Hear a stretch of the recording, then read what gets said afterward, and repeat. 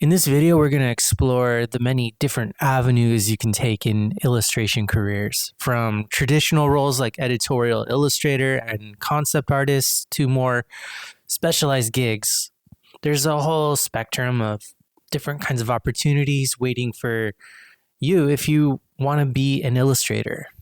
And there's also different unique illustration careers that blend art with fields like medicine and law, and very untraditional approaches to marketing yourself as an illustrator or picking a niche. Initially, when I was figuring out how to become an illustrator, I thought illustration careers were limited to just children's publishing and specific roles in the animation industry.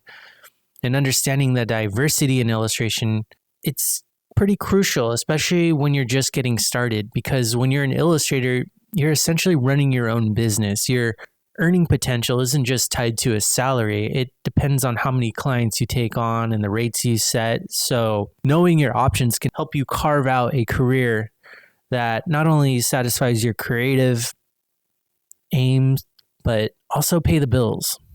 So when I started getting freelance work as an illustrator, I was a student I was in the character animation program at Cal Arts. And while I was a student, I started working as a freelance storyboard artist, mostly working with ad agencies and working on commercial productions in the Los Angeles area, mostly on small commercials and little internal corporate projects, nothing exciting at all. Then I started working in editorial illustration with my travel and wildlife sketches. That's when I started getting a niche with my work.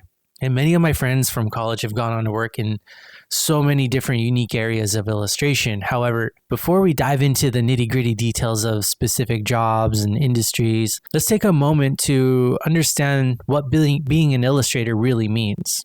Essentially, as an illustrator, you're a visual artist who brings ideas, stories, and concepts to life through your art. Whether you're creating images for books, designing characters for video games, or crafting detailed medical diagrams, the work of an illustrator, it's all around us in our everyday life. It's online, it's offline, it's in print, it's on products, it's everywhere.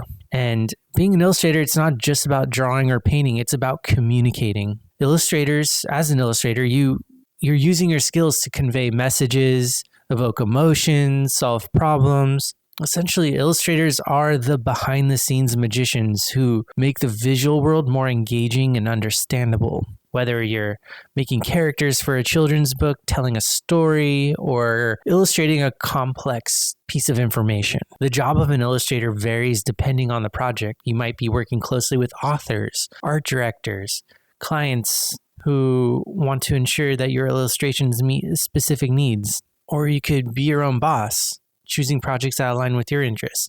Either way, the goal of illustration is the same: to create art that resonates and communicates a message to an intended audience. The beauty of different types of illustration careers, it's the sheer variety of fields that you can pick from. I know initially a lot of people think illustration means children's publishing or just working a specific job in an animation studio, but you're not limited to one industry or type of work as an illustrator. From advertising and publishing to fashion, film, medical fields, law fields, the demand for skilled illustrators is widespread, and a lot of these unconventional niches don't have much competition because they're not that attractive to a lot of illustrators who initially just want to draw for children's publishing, which is probably one of the most saturated markets for being an illustrator. And like I said, let's not forget about the educational and scientific sectors where illustrators create detailed diagrams and educational materials. The versatility means you can tailor your career as an illustrator to fit your interests and skills. So if you love drawing animals, maybe natural history illustration is your calling, or science illustration where you're showing the biology of animals in their environment. Maybe you have more of a knack for technical details. A technical illustration career could be a niche for you where you're along the more engineering side of things. The point is, in the world of illustration careers, there's likely a place that feels just like home for your specific talents. And one of the biggest decisions you'll make in your illustration career is whether to work freelance or seek employment with a company. And they both have their merits. Right off the bat, freelancing is the most common way to work as an illustrator. It's what I recommend. It's a harder path, but you have way more freedom and the ability to work from anywhere or make your own hours if that's more important to you.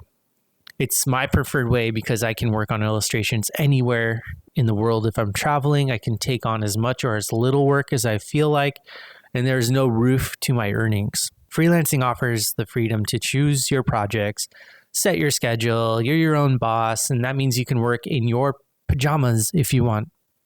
But remember, with great freedom comes great responsibility. You need to manage your own business, which includes not just creating art, but also handling client relations, invoicing, and marketing. On the flip side, being employed by a company provides a level of stability and benefits that freelancing doesn't.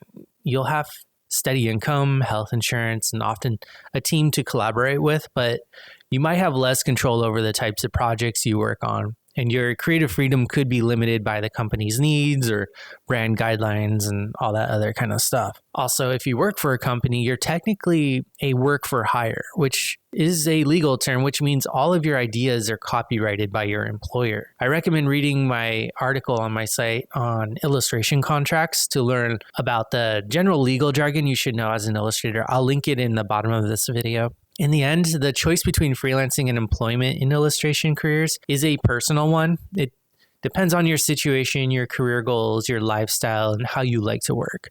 And some illustrators even choose a hybrid approach where you're working a regular 9-to-5 job as a creative, and then you're also taking clients on at home and working in the evening and on the weekends. Now that we've covered the basics of what it means to be an illustrator, let's go on to some of the traditional roles in the field. First, there's the editorial illustrator. If you've ever been captivated by the illustrations in your favorite magazines or online articles, editorial illustration is for you. Editorial illustration is the art of creating images that accompany articles, essays, op-eds, and other forms of written content. These illustrations serve to enhance the text, provide visual context or emotional depth, but it's not just about making an article look pretty, it's about adding another layer of understanding for the reader. In the context of picking an illustration niche for your career, editorial illustrators hold a unique position that blends artistry with journalism. I really enjoy working as an editorial illustrator because the illustrations are small, fast, and often pay well. I find that there's a lot of repeat work and the same clients come back to you again and again, and I personally enjoy it. Then there's becoming a children's book illustrator. Children's book illustrators have the job of creating the visual elements that accompany a story, and it's probably one of the most saturated markets for illustration. And you often work with authors and publishers. The role involves more than just drawing. It's about capturing the essence of the story and its characters in a way that resonates with younger readers. Children's book illustration is a competitive, but yes, rewarding field. With the rise of self-publishing and digital platforms, there are more avenues than ever for illustrators to showcase their work and to get work as a children's book illustrator. There's definitely an increased amount of children's book opportunities by working with self-published authors, but they don't pay as well as working with traditional publishers. I've also noticed it's pretty much near impossible to negotiate any kind of licensing agreements with self-published authors. So that's just something to think about if you're wanting to become a children's book illustrator. Then there's being a concept artist. Concept artists are the visionaries who create the initial designs that set the tone for larger projects. Whether it's a video game, a movie, an advertising campaign, the concept artist sketches the preliminary ideas that the rest of the team will build upon. This role involves a lot of collaboration, as concept artists often work closely with directors, animators, production designers, and other artists to refine the designs.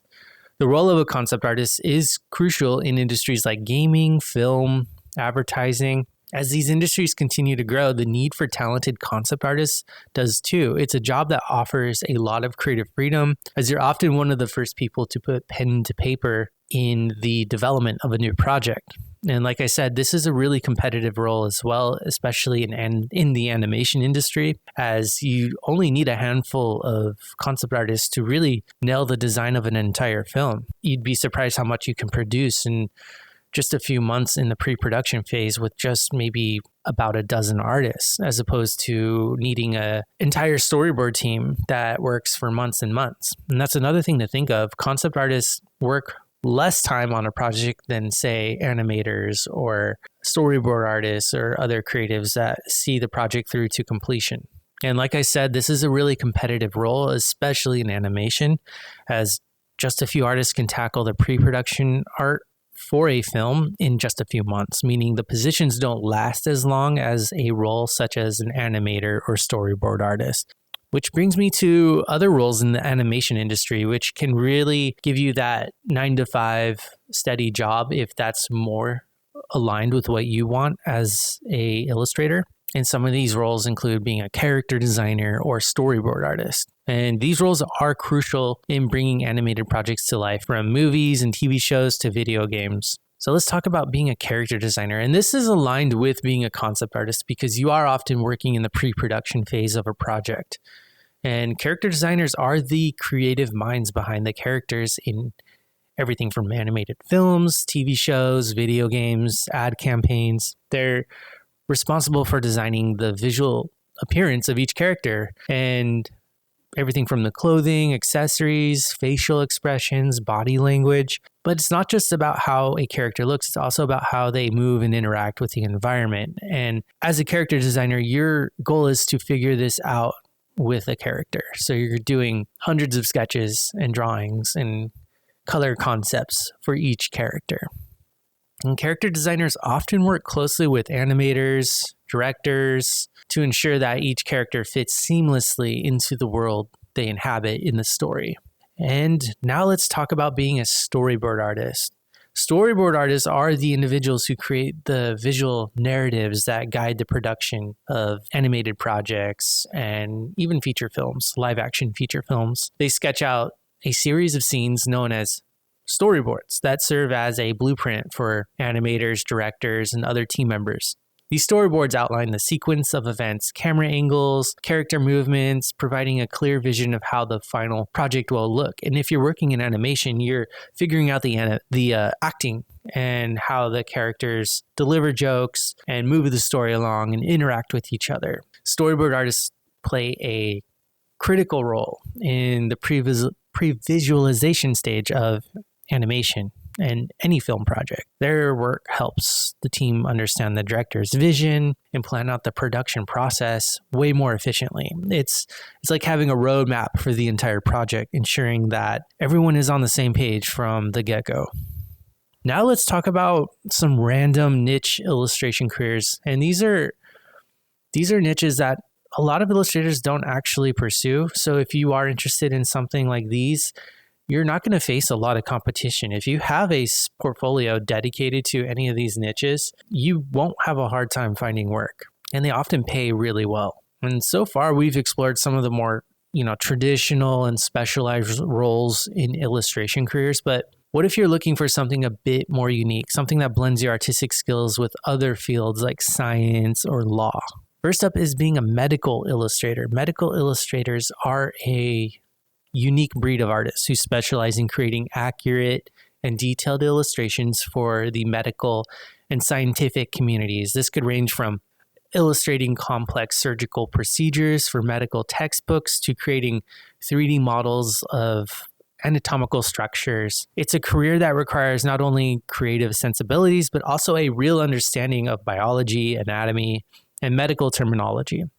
And what sets medical illustration apart from other illustration careers is the seamless blend of art and science. You're not just drawing, you're also conveying complex medical information in a way that is easy to understand. And this makes the work of a medical illustrator invaluable in educational settings, research, and even patient care. There's so many different niches within the medical illustration field.